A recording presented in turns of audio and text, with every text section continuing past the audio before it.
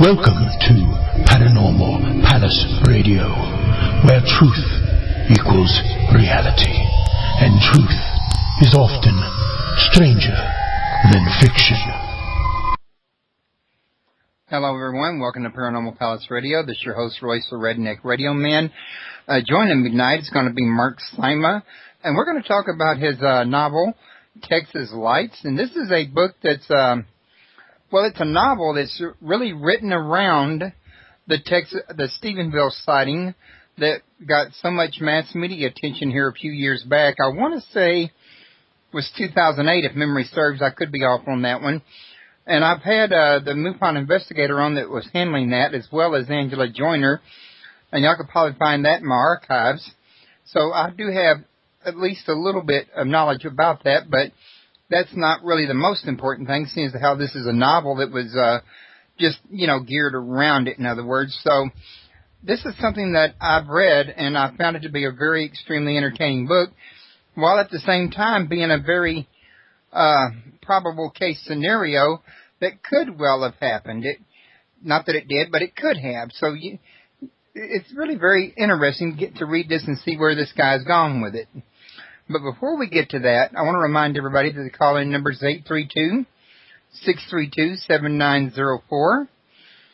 And if you want to learn more about Mark, you can go to www.marksima.blogspot.com. And you can find his book, the link to it, underneath his picture and description, and his book description underneath the chat room down here. And it'll take you straight to Amazon, where you can purchase the book at Amazon if you're interested in it. And don't forget to invite your friends to ParanormalPalace.com if you like the show, and get them to join us here in chat, and we can have some interesting conversation going on during the show here, and people can always ask questions in chat. So, Mark, how are you doing tonight? Great. Thank you for having me. Well, I want to thank you for coming on to the show with me, and the description I gave of your book, was that a pretty accurate description? That's great. I have nothing to add. I think that's perfect.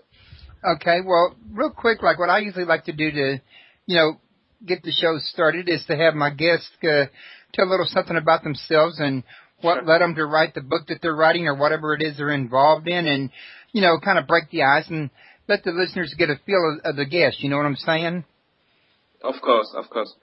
So, I'm born in Switzerland. I grew up in Paris. I spent a lot of time in Canada. I know your country very well. I've traveled many times. Love the United States. I love the kind people of the many states I've visited. So I have many American friends too. I'm now teaching in Beijing. So after basically a professional life that took me in many different countries, I was doing development projects in Africa, in the Middle East, in Asia. And I guess my passion has been to discover a world, and in it there are many interesting topics, many mysteries too. Even in our very material world, still there are things that are unknown. And over the years, I discovered that in different cultures, and wherever I've been, either in my hometown in Europe, or coming to America, or but also in Asia, in Africa, in the Middle East, this UFO thing is everywhere. It's everywhere. It is very much the same phenomenon. People see the same. But it's interesting is in different culture, it kind of relate to different things in their belief system, but we have a global phenomenon, and it's still a mystery. So the topic really interested me for a very long time. And I guess it took me 48 years to decide to sit down and to write a story with the UFO being a main theme. So while I teach in Beijing, I have time during semesters and during my semester as well, in between semesters to write my novels. So Texas Lights is it's sort of a fictional revisit of Stephenville Lights 2008, which was the latest, I think the most recent mass sighting of a UFO in the world. And also it was a very, very important moment because it was a mass sighting after the internet started to be prevalent. At a time where we were connected already instantaneously all over the world. And I think we can go back to that part. I don't want to talk too much in my introducing myself, but I think Stephenville is important. Maybe it was not as massive as the Phoenix Light of 97. The Phoenix Light 97 was before the internet wave. Right. And Stephenville, we are already connected, and it became a worldwide event. I was not in the States at the time. I was sitting in Oslo, Norway, but still I had the YouTube videos. I had, Angelia Joyner that came to your show live on CNN. I saw that when she first, broke the news internationally coming into CNN. That was broadcasted everywhere, and she was flooded, as she explained to you, by Japanese reporters, by everybody got interested. So it became not just a national U.S. event, but really an international event. And I think this is the first time it happened like that. Yeah, it was a pretty big event. I remember when it happened and everybody was talking about it, and I remember descriptions about this UFO being as big as a football field, but yet there was a lot of denial going on about what was seen. You know what I'm saying? Yes, of course. Some say it was like as big as a flying Walmart. I think that's a pretty fun description of what people saw. Yeah, what make this event very special is that there are multiple witnesses. Then, thanks to a request for freedom of information, MUFON was able to gather several million radar data, raw data, from different radar stations, from airports in the area, including Waco Airport. And they could really study it for a long time. They did an amazing job in that. And what was really interesting is that it confirmed the flight pattern of a mysterious object was there, flew very, very, very slowly, almost standing still in the sky. Then it went at several times Mach speed, in a flash. And the flight directions, the timing is confirm what the witnesses have said. That's why it is interesting. It's not just one person seen it. It's many people saw it. Then radars picked it up. People don't know what it was. It was an unknown object. It was very large. And then the third aspect made it really intriguing for me, and it's at the core, at least at the beginning of the story. That's when I got my story, is that at 8 p.m., so they tracked the object for 4 hours. And at 8 p.m., the object is as close as 10 miles from President Bush summer residence, from the ranch, from the Western White House. And to imagine that a flying Walmart, post 9/11 world, where we are very, very security conscious, to imagine that an unknown flying object that the size of a flying Walmart could come 10 miles from the presidential ranch is quite an amazing aspect, and the mainstream media have not picked up on it. But I was very, very intrigued by that development. Right. So my book is really about. I start with the event, and I try to imagine what would have happened if the U.S. president had been there that day at the ranch.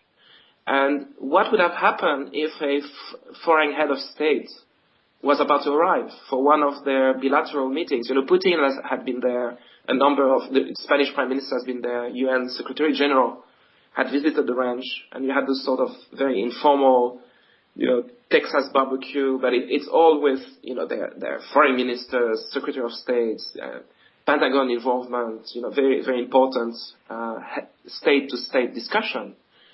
Meeting the most powerful man in the world. And what would have happened if, flying Walmart of unknown origin would hover the ranch. So that's when I got my story, and I run with it. Right. Well, you really ran quite a ways with it too.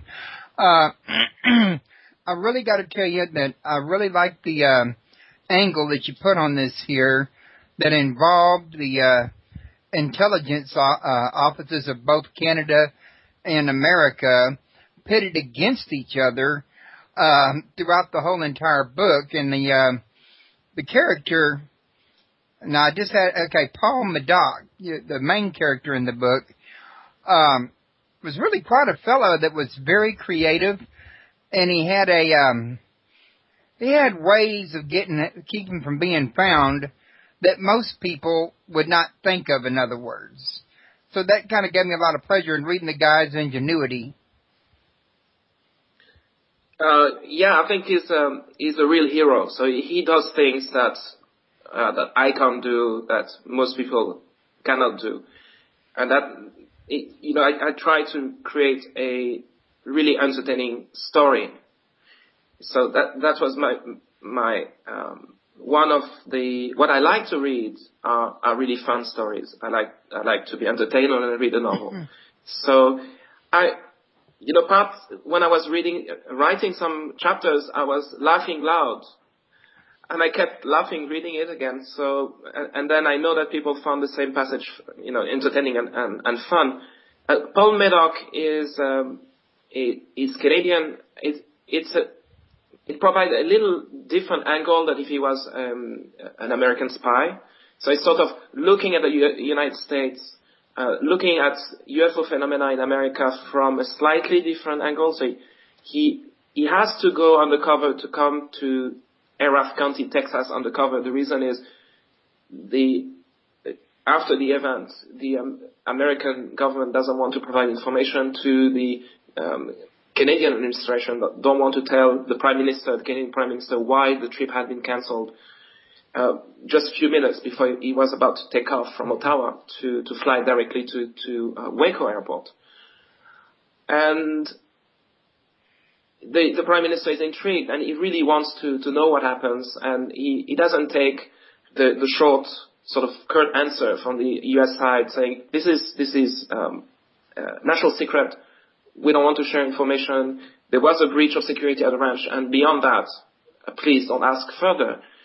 And he's a little bit worried because he also saw live on CNN the event, breaking live, and this huge light seen only a few miles away. Stephenville is 60 miles from the ranch, or 70 miles from the president's ranch. So he's still in the VIP lounge of the Ottawa airport, waiting for departure, and he sees live this the CNN broadcast, and it's an embarrassment, of course, in front of the journalists that are accompanying him. It's a big thing for him to get on this to do this visit, and he has also a international conference that will happen in a few months from then in Vancouver, and he's worried. Could it be really this flying Walmart, this large UFO that has cancelled my visit to the ranch? What would happen if I have all the G20 head of states in Vancouver a few months from now, and similar event happens? What is the nature of UFOs? And he's really asking basically his Secret Service, the Canadian homegrown CSIS, which is a mix between Secret Service and Canadian CIA, if you want. And he requests that the best agent be sent undercover because the Canadians don't want to ruffle feathers. They don't want to be caught trying to find out what really happened in Erath County that day. So Medoc is sent to investigate. Right.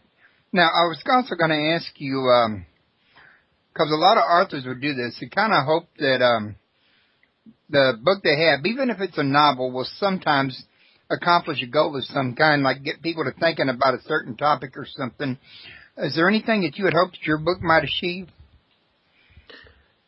First of all, I'm surprised that a world phenomenon that is so prevalent, UFOs, either we think they're totally ridiculous, either we think we don't believe in the phenomena at all, or we have seen them and we believe there is something mysterious, although unknown, and as far as we can tell so far. There's no absolute truth about UFOs. It's still in fiction, in contemporary fiction, they're nowhere to be found. And I found there's a discrepancy here. Such a worldwide phenomenon is not part of what writers write about. What I would call serious writers, or writers that are involved in fiction. If it's not a UFO field research, if you try to read a good thriller, a spy novel, many genres, the UFOs are not there. And one aspect I wanted to achieve is to bring to a mainstream format, to the thriller format, to the contemporary fiction format, the UFO phenomenon. So that at one level I wanted to do that, because I think it deserves to be part of reading, not just part of specialized books about UFOs. There are very good books if you want to find to have many historical background about UFO. You have great researchers who have published a number of books. If you want to write a sci-fi novel, you can find sci-fi and speaking about aliens and a lot of spacecraft, all that. And New Age novels, yes, you can maybe find alien and extra-dimensional and so on. But a sort of a thriller, you will not find UFOs in thrillers. So I wanted to somehow to fill the gap. And on a more personal level, it is a topic that interests me for many, many years. So Paul Medoc is it's like a vehicle for me to explore places in the world I have been living, have been to, or topics that really interest me. So it was a sort of, by sending Paul Medoc in this quest for truth, it was for me a way to really figure out, what do I think about this phenomenon, without advocating one way or another, but where is it going to lead me? Why is it so important? Why do I need to write a whole book about it? And I really found things writing it that I didn't notice before. Like, I have vivid dreams about UFOs. When Paul Medoc is sleeping and he has a dream, I describe my dreams actually in the novel. So why was Stephenville such a turning point for me? And I figure out while I was writing, I didn't know where I was going, because when I write fiction, I have this great vehicle, which is a kind of a superhero. It doesn't fly or things, but he's a real hero. And he was also, to send him on that UFO quest. One aspect which is interesting with him is that he is not just a very good spy, he's also very psychologically aware, and he's been trained as an hypnotherapist, and he used hypnosis in his spy work. And we know now that since the 40s, some spy agencies have been using hypnosis in their work, so there's nothing new there. But he preferred to use hypnosis instead of using harsh ways of interrogation. He gets better result that way, and it can quickly show that someone has nothing to do or is accused falsely. So when he goes in and interrogates using hypnosis, is able to get a very good result. And the book opened with one of his hypnosis sessions. So it's interesting in the case of UFOs, because I could bring into the novel all the aspect of alien abduction and people who experience visits of aliens and all that very important theme of the UFO phenomena, not just lights in the sky, but interactions with humans. And when he gets to Stephenville and he starts to have conversation with witnesses few weeks after the event, so MUFON has been there already, has done its inquiry. Of course, all the names are changed. You cannot find great Angela Joyner in the book. There's another journalist there. There's another female journalist, but she's Chinese American. It's of course fictional character, but I wanted to have a female reporter at the heart of the story because I think the Stephenville event is linked to Joyner forever because she broke the story because she's still part of our collective consciousness about the events. So, but what he finds out. And this is then it's different. Here we are really in fiction, not in the Stephenville story. Is that he finds out that when he talks to the witnesses that some have been abducted and the object is still coming. This spaceship, whatever it is still coming and abducting the same people over and over again. So, not to tell too much about the story, Medoku really wants to crack that mystery. He really wants to find out what it is. Decide that the best way to really go at the core of the mystery is to try to get abducted himself. Okay. Now, there were some other issues you was wanting to bring up as well during this here, and I don't want to accidentally miss them. So let's Okay. Now, one of the things I was going to ask you before I go into anything else was, do you have a take you'd like to share with everybody about what you think about the UFO phenomena? Yeah, well, I don't know what they are, and I don't have a strong belief about what they are. So you kind of have a neutral position. I guess I was less sure at the beginning of the book about what I thought about them than I was at the end of it, because it's an investigation to a lot. You know, Paul Medoku is going to be chased by Secret Service, by Homeland Security when they are going to find out an intruder, undercover intruder, is in Araf County, and they are trying to catch him, and he has to scramble out of the place really quick, not to be caught. So, it's really it's very much a quest for truth, and it was a way for me to figure out what do I really think about it, and so kind of in a sense, Paul Medoku kind of represents you in a sense. Well, to an extent, although. You know, he's more qualified than me, and he does things that I could never do in my life. You know, go undercover here, or carry a gun in the trunk of his safe in his car. We do things that you know, I'm just a teacher here in Beijing. So but of course. I give him all that I know about the phenomena, and you know, I give my characters my very fond memory of Texas and driving around the U.S. But what I think about the phenomena itself is that there is how could I phrase that? There is overwhelming circumstantial evidence for anyone that is not that has I would not say open mind, because some people just think the topic is absolutely ridiculous. They don't want to have anything to do with that, and it's not that they are closed mind. I think there's some people have a psychological resistance to thinking that UFO could be real.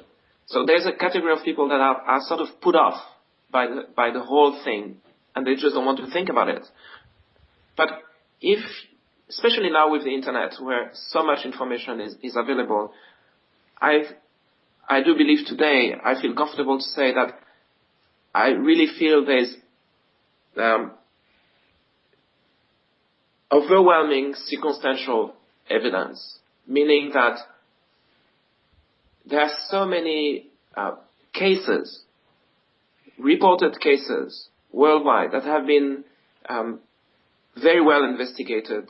You have very credible witnesses that belong to either the US military or all the countries' military, airline pilots and so on. What's interesting, if you look at the sequence of events just before 2008, January 2008, the Stephenville event, you had the 2007 Washington Press Club, and those videos were online, and you had all those major personalities from all around the world that came, and one after the other told that story. And I think for anyone to just watch the feed of those videos and to see the head of the Belgian Air Force who's telling that for weeks and weeks a large triangular object was flying over Belgium, F-16 could never catch up with it.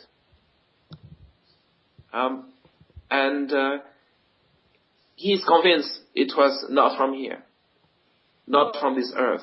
And he comes and he says yes. He was one of the top 3-4 military person in Belgium for a number of years. He's not your typical UFO enthusiast, right?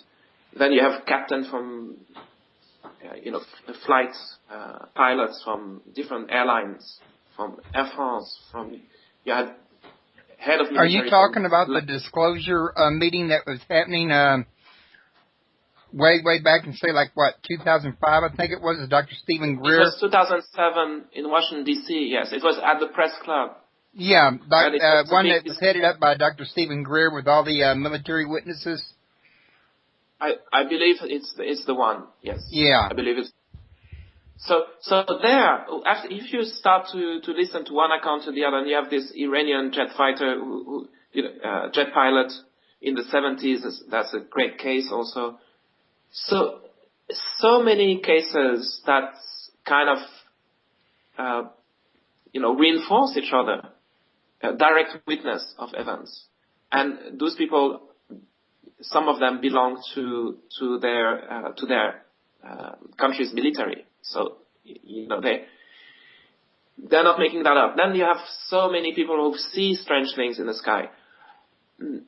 Being French myself, we have maybe a different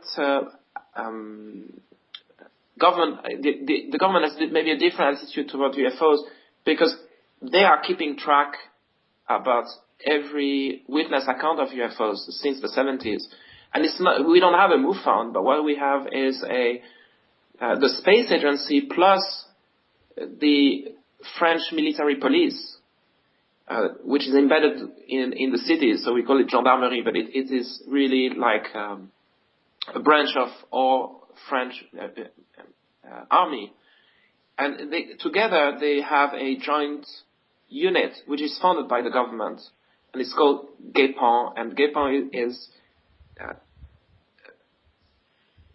reporting. It's collecting all the witness accounts of French military police. Is actually the people you go to if you've seen a UFO, and they take down your statements. All that go to a database, and since the 70s, it's been compiled, it's been analyzed by our National Weather Center, by our space agency, by people that know a lot more than I or any of us, I think, listening in about space and natural phenomenon.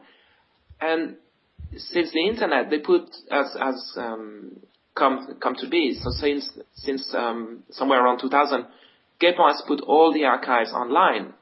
So anyone can look back at all those cases. And GEPAN lists then the categories, all those that are cases that have been explained, and so different categories. And the D